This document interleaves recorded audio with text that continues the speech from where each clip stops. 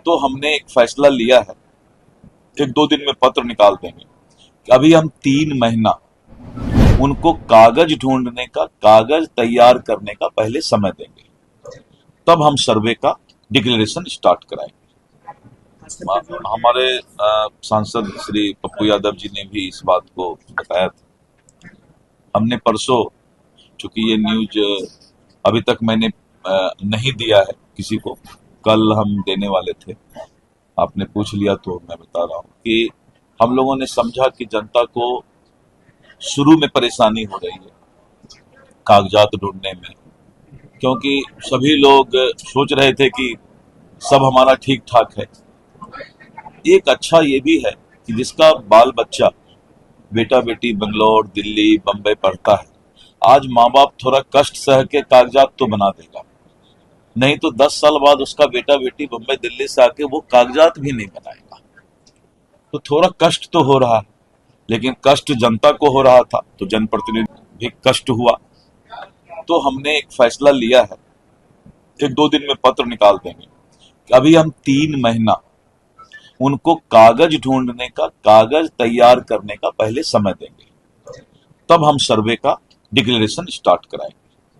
3 महीना में हम सभी जनप्रतिनिधि के साथ बैठेंगे और बैठ करके हम इस बात को समझेंगे और रैयत के साथ भी बैठेंगे जो कि मालिक है।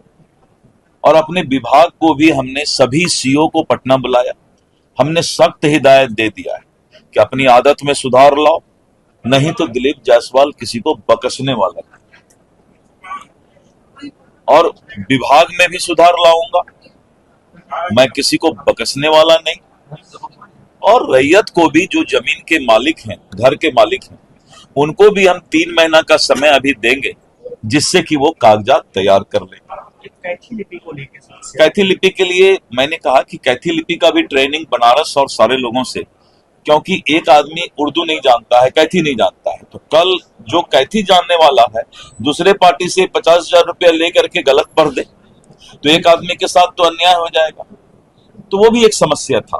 तो हमने अपने अभी हमारा जो है करीब करीब 100 से ज्यादा अधिकारी इसका विशेष ट्रेनिंग कैथी लिपि का ले रहे हैं, और रैयत से कोई गलत नहीं बता दे, इसलिए ओ या हरसई दुर्गई कैथी में कैसा होता है उसको हम डिस्प्ले करेंगे, जिससे कि वो मिला भी ले कि ये आदमी सही कैथी बोल रहा है।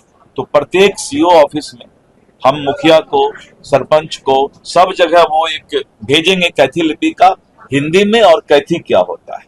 तो ये सारा चीज करने में समय लगता है।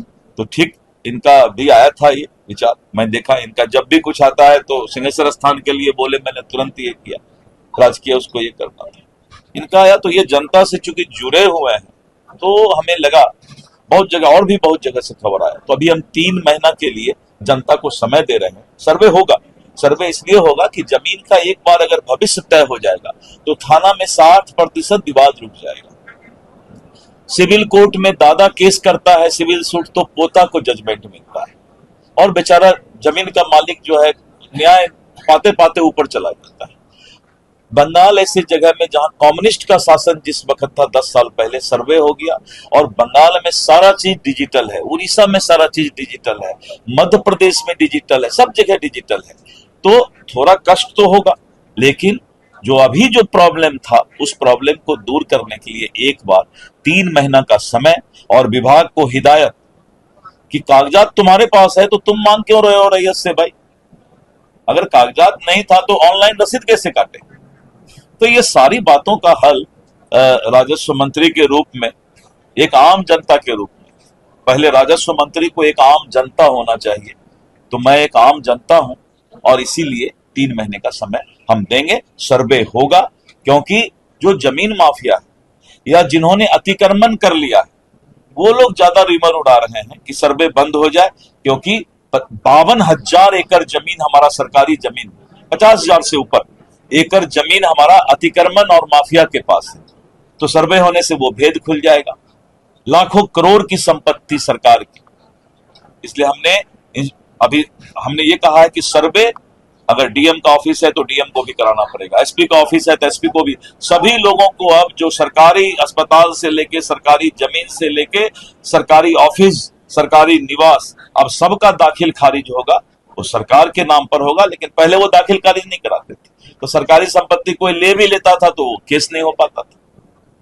अभी हमने एक बहुत बड़ा स्कैंडल पकड़ा, और के पाठक हमारे राजस्व परिषद में, हमारे विभाग में है, हमने उनको लगाया है इस चीज में कि बेतिया राज की अंतिम रानी निर्वंश थी, उनको कोई बच्चा नहीं हुआ। और उत्तर प्रदेश में इलाहाबाद, लखनऊ, बनारस, बहुत जगह बेतिया राज की संपत्ति है, हजारों लाखों करोड़ की संपत्ति है। उसको लोग गलत तरीके से जो है लूट रहे थे, माफिया लोग उसमें लग गए थे पूरा। मैंने बेतिया राज के लिए एक नया विधेयक लाने का प्रस्ताव अभी भेजा है कि जहां भी जो केस बेतिया राज का जिस भी कोर्ट में है उसको निष्क्रिय माना जाएगा। ये हाउस पास करेगी कानून, और इस तरह करके जमीन माफिया और अतिक्रमणकारी पर मेरा सीधा नजर है कि उन लोगों को हम बख्शने वाले नहीं हैं। और जो गलत पदाधिकारी है, जो सुधरना नहीं चाहता है, जिसके जेहन में भ्रष्टाचार चला गया है, वो भी मेरे कलम से बचने वाला नहीं है। और मैं किसी से कंप्रोमाइज भी करने वाला नहीं हूं। स्वभाव से ही ये स्वभाव मिल गया है, अब हम कुछ बोल नहीं सकते हैं। लेकिन जनता के साथ हर वक्त सरकार रहेगी, और सरकार में मंत्री का ये वादा और भरोसा है। धन्यवाद। अब इस पर कोई क्वेश्चन, अब हो गया, इस पर कोई क्वेश्चन, इतना हो गया।